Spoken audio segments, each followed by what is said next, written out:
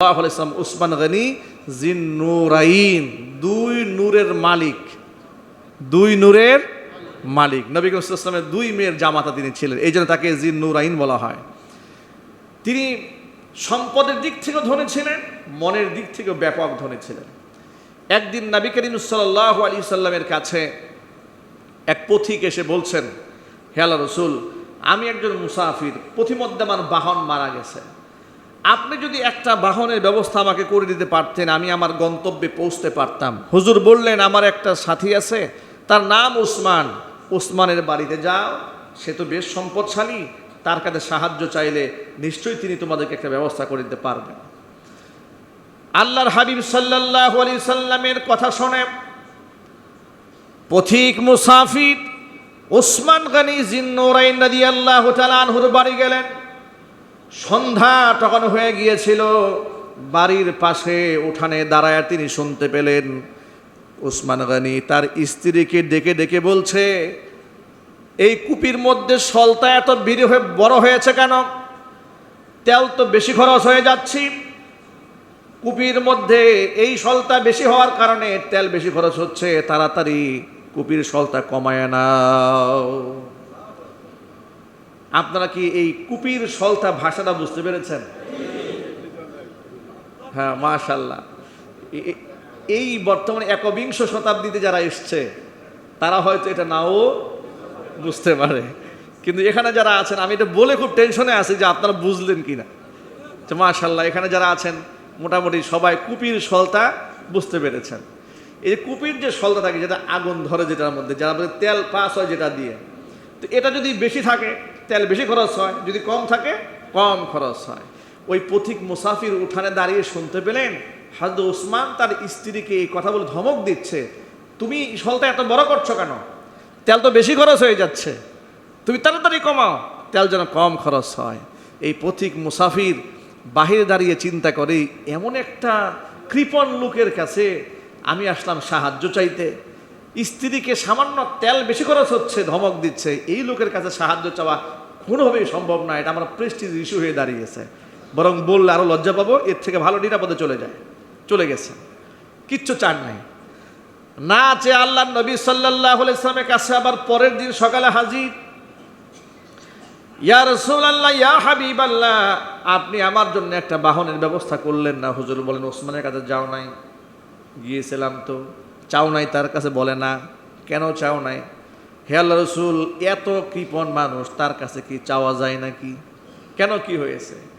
আমি দেখেছি নিজে তার স্ত্রীকে ধমক দিচ্ছে, সামান্য একটু সলতা বেশি হয়েছে, তেল বেশি খরচ হচ্ছে। তো এইরকম একটা কৃপণ মানুষের কাছে আমি একটা ঘোড়া, গাধা, উট চাবো?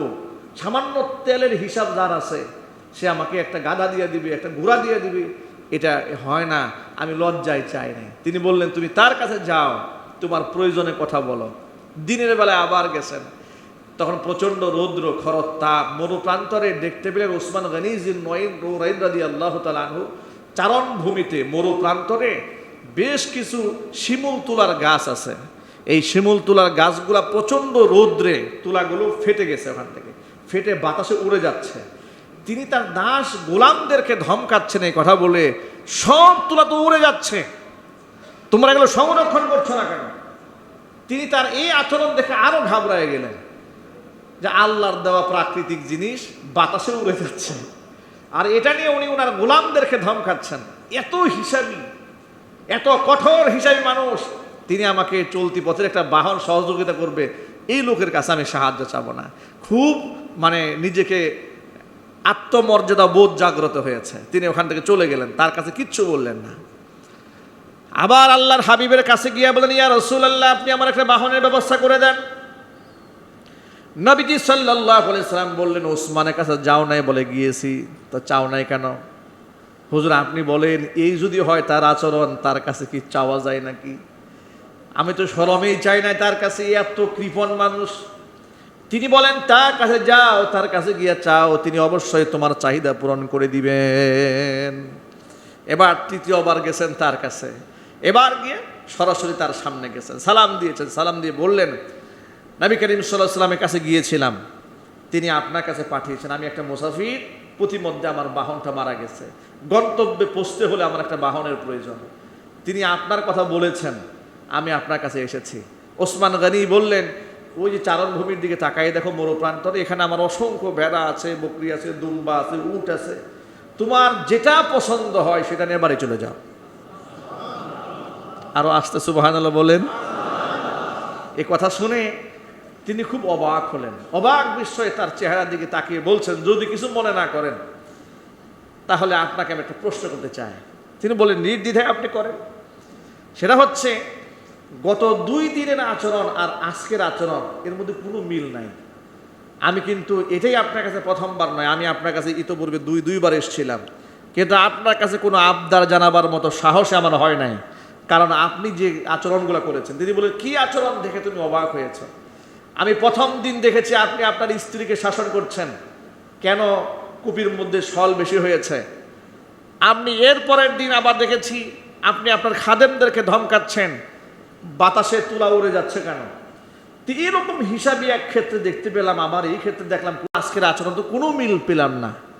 ওসমান গনি জিন্নরাইন রাদিয়াল্লাহু তাআলা আনহু জবাব দিয়ে বলছেন, আল্লাহর বান্দা শোনো, আমি আমার স্ত্রীকে শাসন করছিলাম, সতর্ক করছিলাম, কারণ এই তেলটা আমি আমার ব্যক্তিগত কারণে ব্যয় করছিলাম। কোরআন মাজিদের মধ্যে আল্লাহ রাব্বুল আলামিন বলেছেন, সুম্মা লাতুসআলুন্না ইয়াওমাইযিন আনিন নাঈম।